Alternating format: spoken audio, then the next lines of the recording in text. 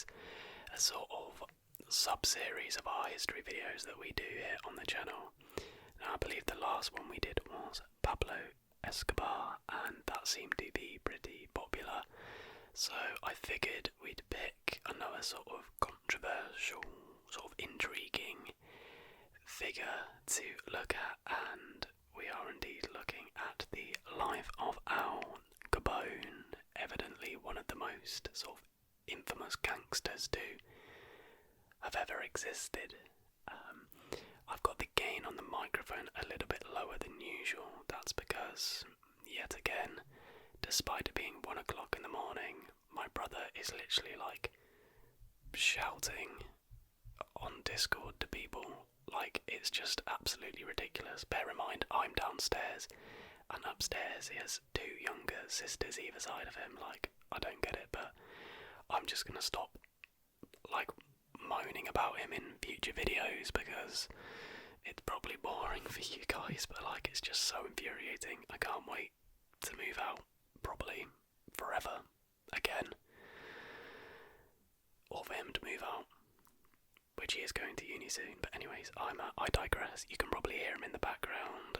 I apologise if it's off-putting, but that's why I put the gain a little bit lower. Hopefully we can eliminate his annoying voice. But anyways, enough ramblings on my personal problems. Let's get into the life of Al Capone. Born in 1899 in Brooklyn, New York, to poor immigrant parents, Al Capone went on to become the most infamous gangster in American history.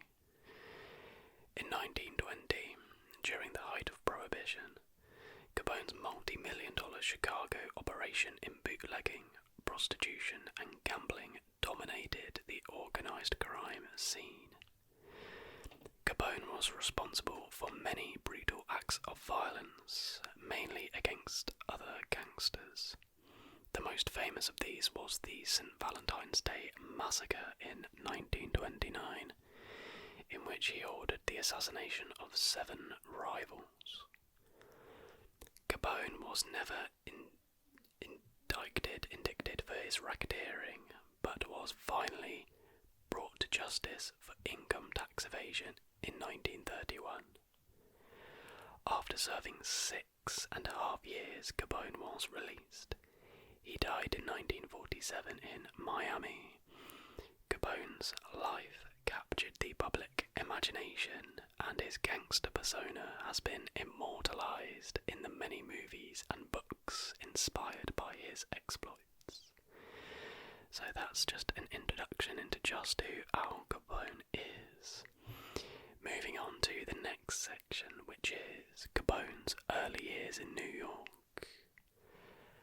Alphonse Capone was born in Brooklyn, New York, the son of recent Italian immigrants Gabriele and Teresina Capone, a poor family that came to America seeking a better life.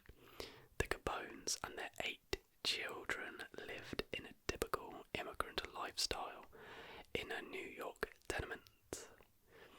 Capone's father was a barber and his mother was a seamstress. There was nothing in Capone's childhood or family life that could have predicted his rise to infamy as America's most notorious gangster. Capone was a good student in his Brooklyn elementary school, but began falling behind and had to repeat 6th grade. It was around that time that he started playing hooky and hanging out at the Brooklyn docks. One day, Capone's teacher hit him for insolence and he struck back. The principal gave him a beating and Capone never again returned to school. By this time, the Capones had moved out of the tenement to a better home in the outskirts of the Park Slope neighborhood of Brooklyn. It was here that Capone would meet both his future wife, Mary Coughlin, and his mob mentor, numbers racketeer, Johnny Zario. So, on to the next section. Capone meets Johnny Zario, Zario was running a numbers and gambling operation near Capone's home when Capone began running small errands for him.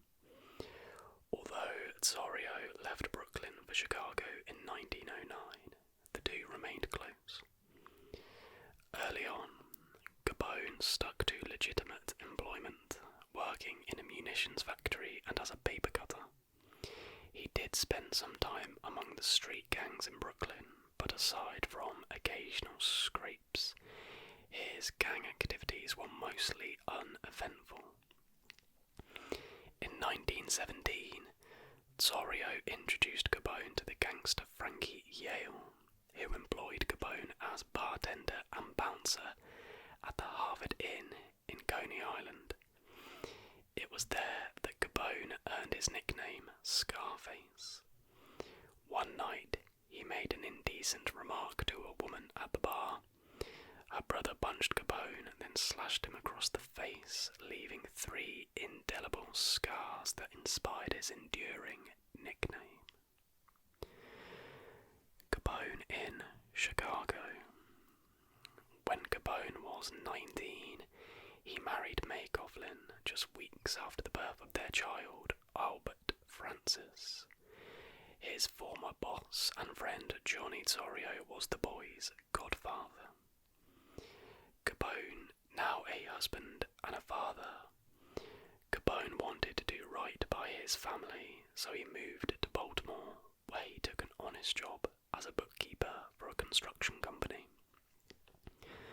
But when Capone's father died of a heart attack in 1920, Zario invited him to come to Chicago.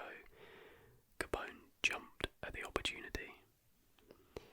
In Chicago, Zario was presiding over a booming business in gambling and prostitution, but with the enactment in 1920 of the 18th Amendment prohibiting the sale and consumption of alcohol, Zario focused on a new, more lucrative field: bootlegging. As a former petty thug and bookkeeper, Capone brought both his street smarts and his expertise with numbers to Zario's Chicago operations. Zario recognized Capone's skills and quickly promoted him to partner. But unlike the low-profile Zario, Capone began to develop a reputation as a drinker and rabble-rouser. After hitting a parked taxicab while driving drunk, he was arrested for the first time, not the last time. Zario quickly used his city government connections to get him off. Capone cleaned up his act when his family arrived from Brooklyn. His wife and son, along with his mother, younger brothers and sister, all moved to Chicago, and Capone bought a modest house in the middle-class South Side.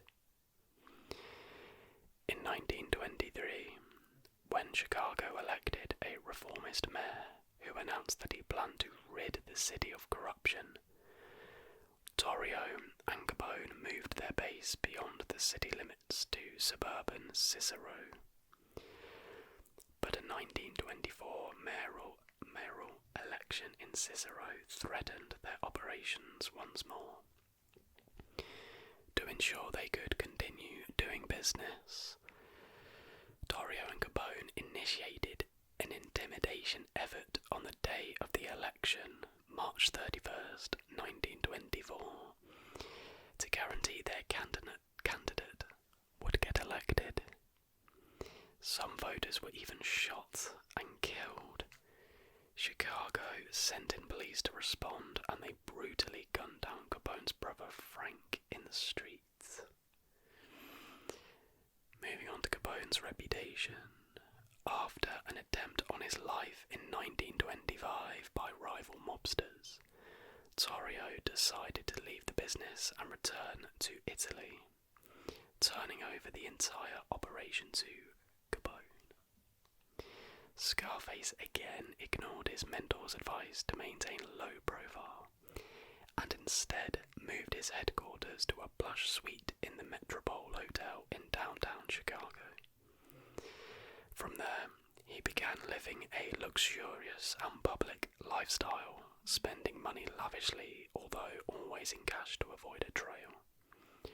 Newspapers of the time estimated Capone's operations generated $100 million in revenue annually.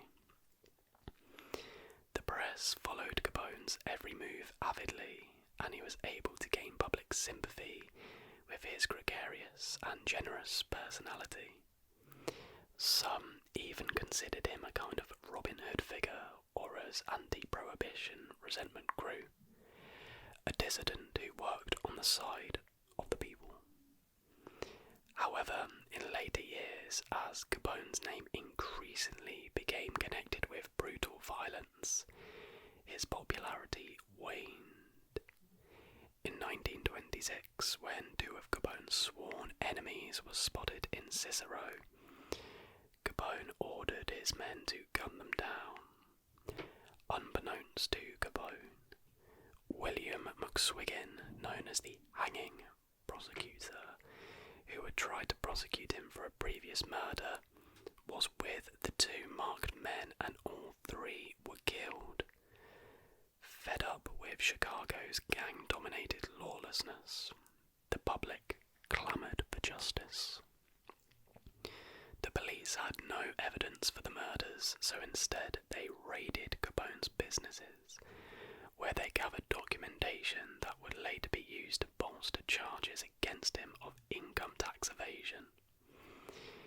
In response, Capone called for a peace conference among the city's criminals, and an agreement was reached to stop the violence. It lasted just 2 months, and that brings us into the St. Valentine's Day Massacre. By early 1929, Capone dominated the illegal liquor trade in Chicago, but other racketeers vied for a piece of the profitable bootlegging business, and among them was Capone's longtime rival, Bugs Moran. Moran had previously tried to assassinate both Zario and Capone, and now he was after Capone's top hitman, Machine Gun Jack McGurn. Capone and McGurn decided to kill Moran. On February 14th, 1929, posing as police, McGurn's gunmen assassinated 7 of Moran's men in cold blood in a north side garage. Alerted to the danger, as he approached the garage, Bugs Moran escaped this slaughter. Although Capone was staying at his Miami home at the time, the public and the media immediately blamed him for the massacre. He was dubbed Public Enemy Number 1. In response to the public outcry over the St. Valentine's Day Massacre, President Herbert Hoover ordered the federal government to step up its efforts to get Capone on income tax evasion. The Supreme Court had ruled in 1927 that income gained on illegal activities was indeed taxable, which gave the government a strong case for prosecuting Capone. On June the 5th, 1931, the US government finally indicted Capone on 22 counts of income tax evasion. Although the government had solid evidence against him, Capone remained confident that he would get off with a minimal sentence, and struck a plea bargain in return for a 2.5-year sentence. When the judge in the case declared that he would not honour the agreement, Capone quickly withdrew his guilty plea and the case went to trial. During the trial, Capone used the best weapon in his arsenal, bribery and intimidation, but at the last moment, the judge switched to an entirely new jury. Capone was found guilty and was sent to prison for 11 years. last section is called Final Days. Capone spent the first 2 years of his incarceration in a federal prison in Atlanta.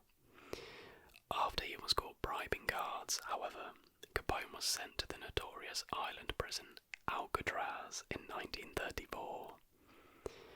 Isolated there from the outside world, he could no longer wield his still considerable influence. Moreover, he began suffering from poor health. Capone had contracted syphilis as a young man, and he now suffered from neurosyphilis, causing dementia. After serving 6.5 years, Capone was released in 1939 to a mental hospital in Baltimore, where he remained for 3 years. His health rapidly declining, Capone lived out his last days in Miami with his wife. He died of cardiac arrest on January 25th, 1947. When Capone died, a New York Times headline trumpeted "End of an Evil Dream." Capone's was at times both loved and hated by the media and the public. When Prohibition was repealed in 1933, some in the public felt that Capone's and others' involvement in selling liquor had been vindicated. But Capone was a ruthless gangster responsible for murdering or ordering the assassinations of scores of people, and his contemptible acts of violence remain at the centre of his legacy. Capone's image as a cold-blooded killer and quintessential mobster has lived on beyond his death in the many films and books inspired by his life as the most notorious gangster in American history. So, there we have it. That is the life of Al Capone. Now, to finish, I've got another article titled 17 Facts About Al Capone. I believe we did a similar structure in this video to the Pablo Escobar video, and I'm expecting there to be some overlaps in facts, but hopefully they'll add to the detail, or I'll just skip them altogether. So, fact number 1, Al Capone's notorious temper flared early. Capone spent his early years hanging around the docks along the Brooklyn Navy Yard near his home. He was a good student, but at 14, while attending PS 133, Capone struck a teacher in the face. According to some accounts, Capone was expelled. According to others, he left school himself. Whatever the case, he never went back. Fact number 2, Al Capone worked odd jobs after leaving school, and even played semi-pro baseball. After leaving school, Capone went to work, holding jobs at a candy store, a bowling alley, a local bindery. He made quick money at the pool hall at 20 Garfield Place and played on a semi-pro Brooklyn baseball team with his brother Ralph. Al Capone belonged to several gangs. At the same time he had legitimate jobs, Capone also belonged to street gangs that specialised in things like petty crime and vandalism. In addition to the South Brooklyn Rippers and Junior 40 Thieves, Capone joined Johnny Torrio's James Street Boys gang, where he became Torrio's protege, and at 16, Capone became a member of a Lower East Side based gang called the 5 Point Gang, named after the notorious 19th century Manhattan slum.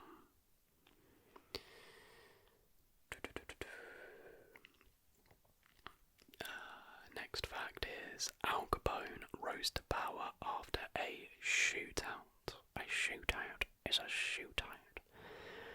In November 1924, the leader of the Irish Northside gang, Dino Bunyan, was killed outside his florist shop on Torrio's orders. The next year, that gang retaliated, attempting to assassinate Zario in a shootout. Zario was wounded but survived. After serving some time in jail, he retired, ceding power of the Chicago-based criminal organization to the 26-year-old Capone.